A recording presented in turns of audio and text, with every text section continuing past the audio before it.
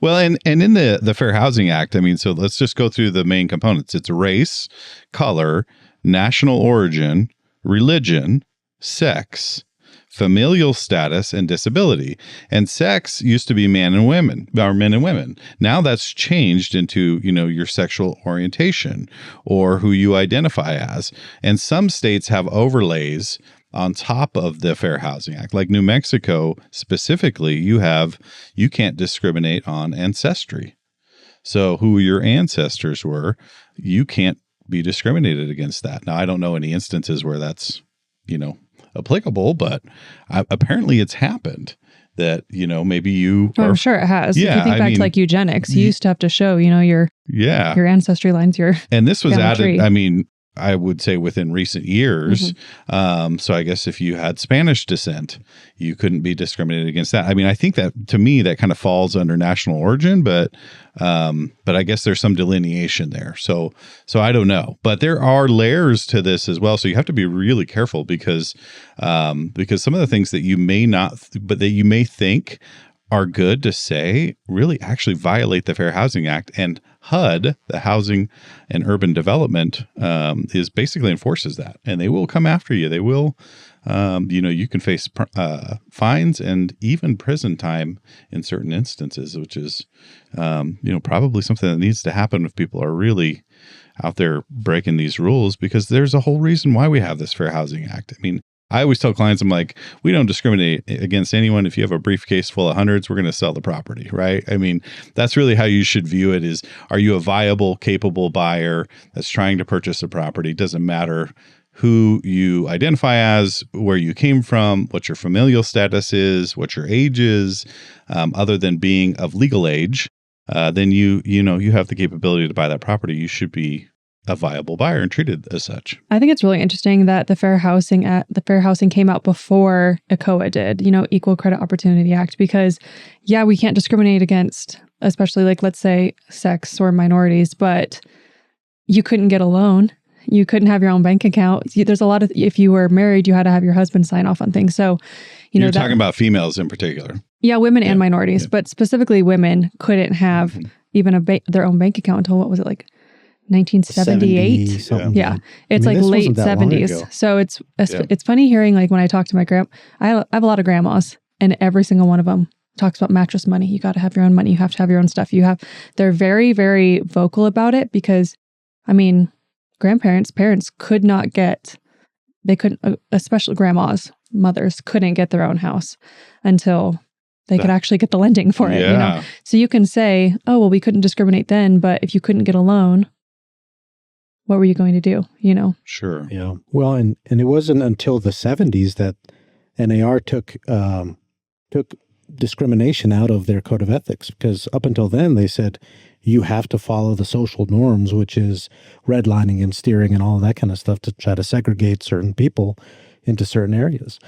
And I remember a conversation I had with Aspen a couple of years ago when they were bringing out some new training for us, NAR was, and I was like, well, we don't have this stuff here. This is, and I respect Aspen's opinion on things. So I said that to her, and she gave me that look like, you are the dumbest person in the world. Yes, we do. And then from then, I said, you know what? Okay, I'm going to be open-minded, and I'm going to look for instances. And it was almost immediate. I was hearing either racist comments or derogatory terms, or, and it's a lot of times we think about race, but if you think about it, it's mostly against women, in my opinion. In our area, maybe. In our area. Maybe. I don't know. Well, there's those two things, especially in this industry, I think it's a lot about women, but in housing, I think there's a lot of, it could be about race a little bit more. I think whenever we're looking at the history too, I think we'd be remiss to not talk about, we talk about how, well, anyone can do it now. Anyone can buy a home. Anyone can do that. That's all good and well. And that might be true. There's a lot more, things in place to protect you as a person whenever you're buying a house. But if we're talking about generational wealth that, being able to own a home is, and also not even that, how do you do it? If you don't even know how to do it and you weren't taught how to do that, it is a lot harder to learn how to, buy a house, what you need to do, what you need to save for, what your options are. So it's more than just, well, yeah, you can go get a house now. Anyone can go get a house now. I don't think here it's as big of an issue. We have pretty affordable housing. It's a lot more open for everybody. Realistically, you can afford to buy a house here if you really were saving. You don't have to save for years. But if you're in a bigger city or even somewhere where the house prices are much higher, if you don't have family to help you, it's probably going to be a lot harder to buy a house. So is that a fair housing issue, though? I mean, I think it is. How do you weave that into the Fair Housing Act? I think it's a fair housing issue because, like we just said, it wasn't until 1968 that the Fair Housing Act came in. It was 1968, right? Yeah, 1968. And then 1974 was ECOA, the Equal Credit Opportunity Act, where you could actually get a loan. This was not long ago at all. I was born in the 70s. Yeah. So, I mean, this is, in my lifetime, these were issues that were happening. Exactly. So it's like, imagine if you were a minority single mom. Mm-hmm. You wouldn't even have known what your options were because she wouldn't have been able to, she would have been renting. Sure. So it's kind of one of those things. We can say it's, because it's not so far removed, I think it absolutely affects fair housing today. Now, there's the restrictions in place that you're not going to be necessarily discriminated against. We have rules, but what if your buyer or your seller doesn't want to work with the other side of the party because of their, we have cameras now. Yeah. And they're like, oh, I don't want to sell to that family.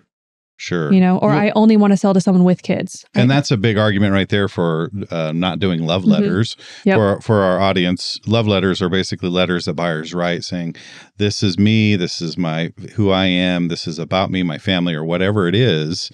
And then if a seller decides, hey, I got a second offer and I want to go with this offer, not with the one that wrote the letter, then they could be accused of not going with that particular person because of what's in that letter. So, we here locally, in this room, I should say, kind of discourage love letters. Some buyers want to submit them. It's up to the seller if they want to entertain them or not. But there are consequences to those. I know you've had an instance where a love letter actually worked. But it wasn't anything with fair housing. Yes, it was completely. It was, and that's actually a pretty rare occasion where there's nothing that it involves fair housing in that instance. I think it's easy to talk about race and sex because that's what we see most of the time. But even just wanting to sell, if you have a couple that's not married, they have two different last names on the contract, and then you have a family that you saw on the camera and they're coming in, two exact offers, and you raised your kids here and you want to sell to the people with kids, that goes against fair housing. Yeah. You have to completely take it out. So, and maybe it's not malicious. They're not intentionally discriminating against the couple or the unmarried couple or the single person, but that is against fair housing. Yeah. And that's the same thing as like saying the verbiage in your marketing of family friendly. It's not that you wouldn't want empty nesters, but that specifically says family friendly, which would eliminate, empty nesters wanting to look or at least give it that slant. And that's a violation. Right there. So, a lot of these things, like you just said, are not intentional. If you talk to that person that wrote family friendly, they're like, oh, of course. Yeah, we would love to have an empty nester or anybody, but we just wanted to, but there's a huge playground in the back and it's a bunch of stairs in the house. So we just assumed. Yeah. You kind of just have to, you don't want to focus about who's moving in, just what the house is. Yeah. That's what we kind of tell. Yeah. We all have, I read through recently at an orientation, I was reading through what's restricted by NAR, and I was like, oh, yeah, some of these are slipping through the cracks. Yeah.